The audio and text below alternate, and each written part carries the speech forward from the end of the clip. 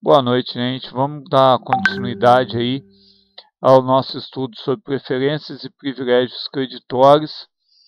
E eu vou pedir a vocês uma especial atenção, né, hoje aos artigos 963, desculpa, 964 e 965 do Código Civil, que tratam efetivamente sobre as preferências e privilégios creditórios.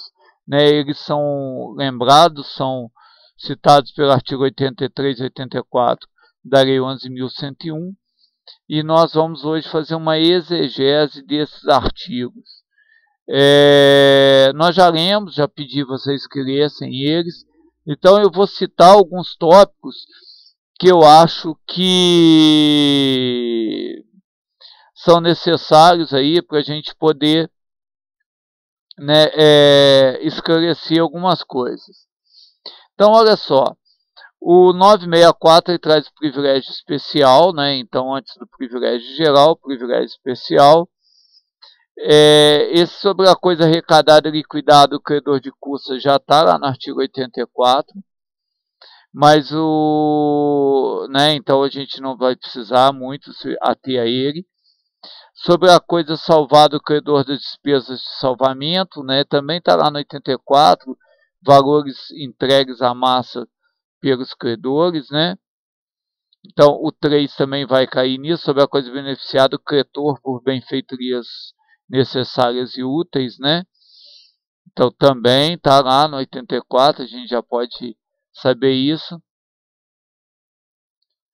Então, agora olha só o 4. Sobre os prédios rústicos ou urbanos, fábricas, oficinas ou quaisquer outras construções, o credor de materiais, dinheiro ou serviços para sua edificação, reconstrução ou melhoramento.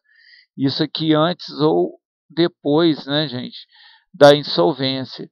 Então, se você vai vender um prédio, né, em área rural ou urbana, e esse prédio tem dívidas com aqueles que forneceram material ou trabalharam na construção, o valor desses prédios especialmente, né, então vai ser separado o valor desses prédios, será pago para esses credores aí.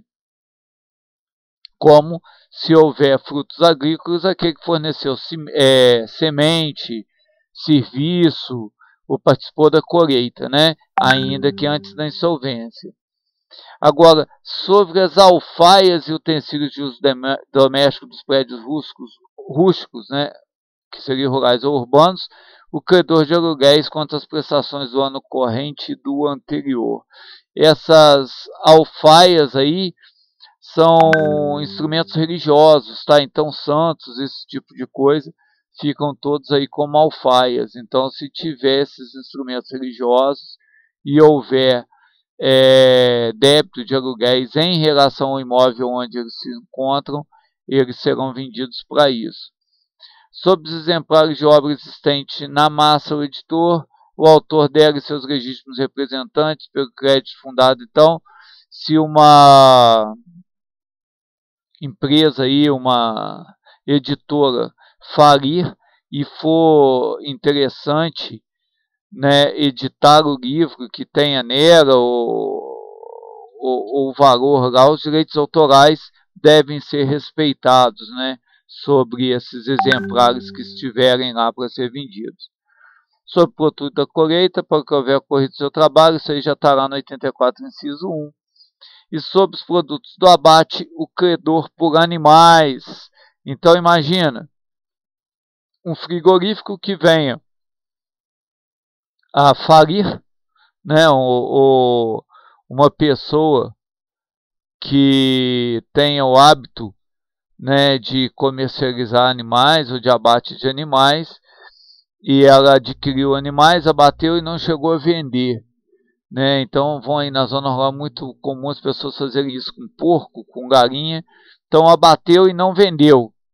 Então se ele comprou esses animais de algum vizinho, alguma pessoa, e os abateu, o dinheiro adquirido com a venda desse animal abatido deve servir inicialmente para pagar aquele que forneceu os animais.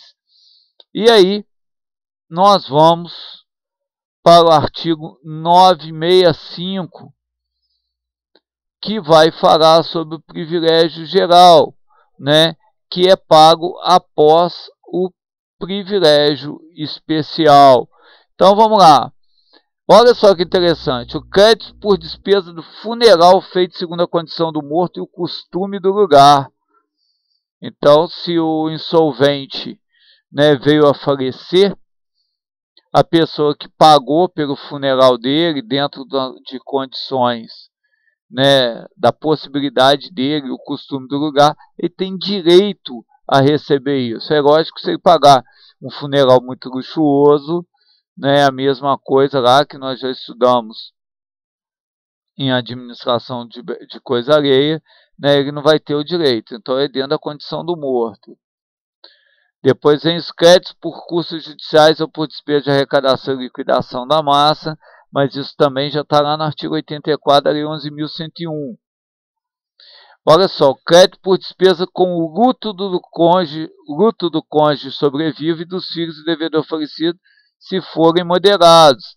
Então, né, o insolvente lá veio a falecer e alguém cuidou da manutenção da família dele dentro de medidas razoáveis, né, sem deixar a família passar fome, mas sem luxo também. Então também tem esse direito a receber.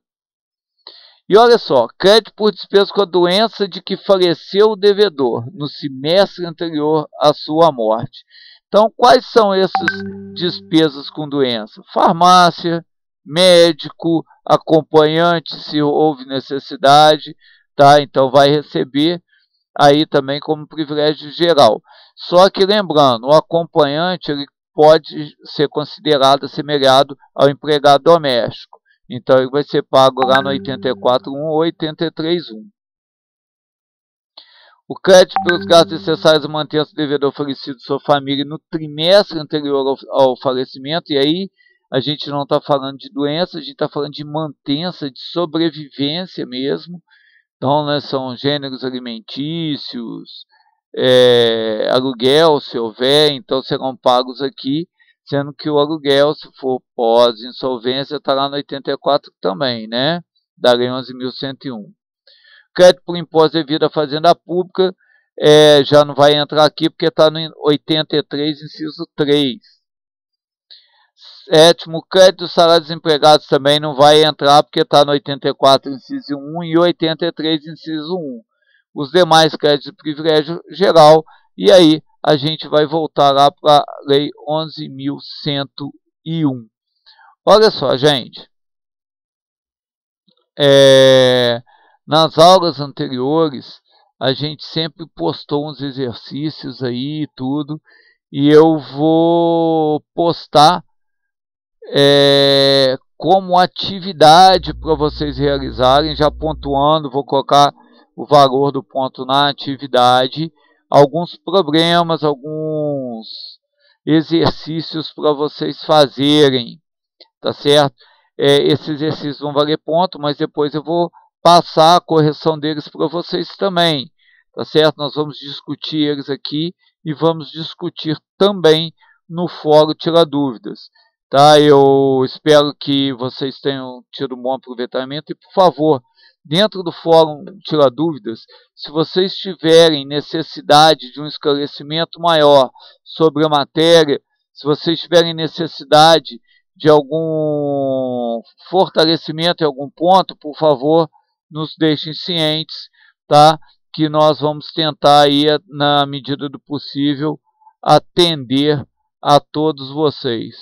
Tá certo? Vou me despedindo, deixo a vocês aí meu boa noite, um desejo de bom final de semana e que tudo corra bem para todos. Fiquem em paz, boa noite.